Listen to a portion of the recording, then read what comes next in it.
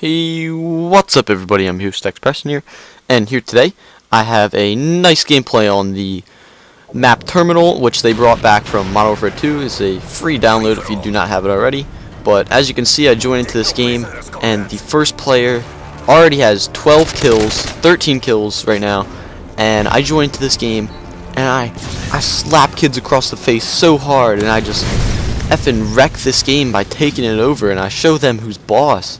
I just thought this was an amazing gameplay for me to put up, because I joined when this kid's almost like halfway. He's 2 kills away from being halfway. That was pretty gay of me, and they should fix that in the new game. But continue what I was saying.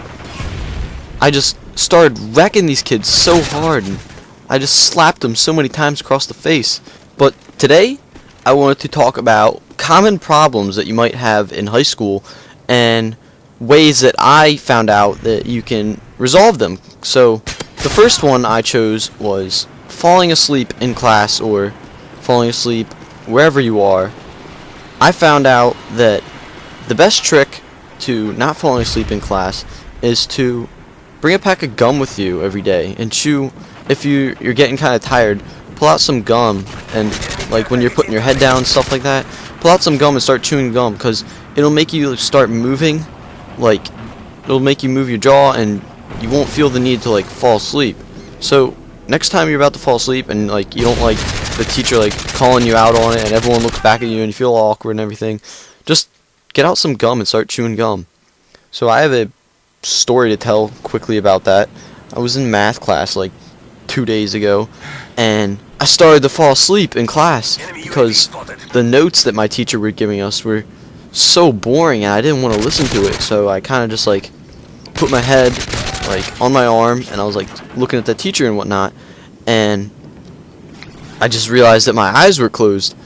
And I wake up at the end of class, I'm like, oh shit, I just missed everything we just did.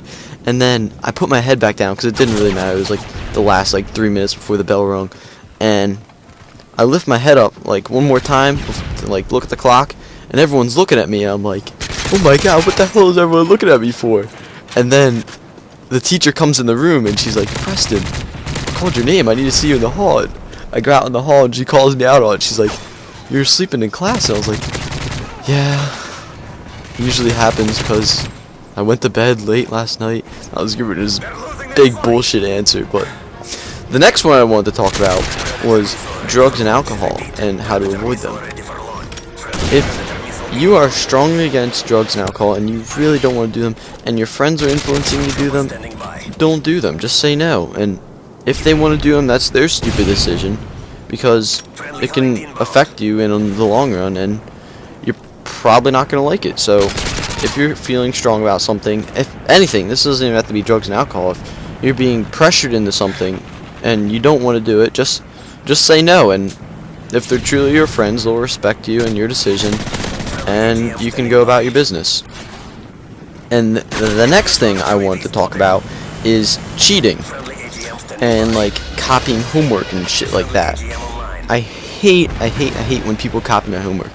There's one exception, not really cheating, but it's just like helping your friend out and whatnot. But I hate when people just like, oh, yo, let me see your paper and I'll just copy that down. And I'm like, no, you're not just gonna copy my answers.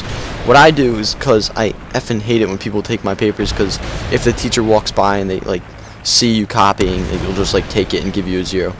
Instead of just cheating like that, instead of just handing them your paper, what you should do is you say, I'm not giving you my paper, and then you follow that up with, but I will read you the answers aloud, because reading the answers aloud allows them to read the question themselves and then also get the answer, instead of just writing like mindless work down that they don't even know why the hell they're writing it down.